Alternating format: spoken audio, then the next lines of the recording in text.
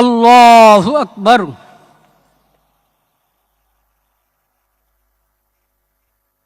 আল্লাহু আকবার। আল্লাহু আকবার।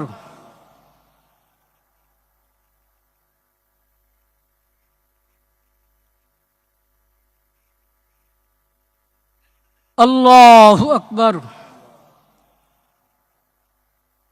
আসসালামু আলাইকুম ওয়া রাহমাতুল্লাহ। আসসালামু আলাইকুম ওয়া রাহমাতুল্লাহ। বিসমিল্লাহির রহমানির রহিম।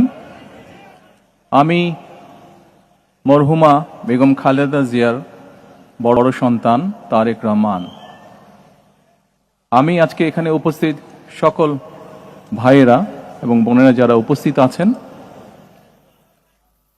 মরহুমা বেগম খালেদা জিয়া জীবিত থাকাকালীন অবস্থায় যদি আপনাদের কারো কাছ থেকে কোনো ঋণ নিয়ে থাকেন, দয়া করে আমার সাথে যোগাযোগ করবেন, আমি সেটি পরিশোধের ব্যবস্থা করব ইনশাআল্লাহ।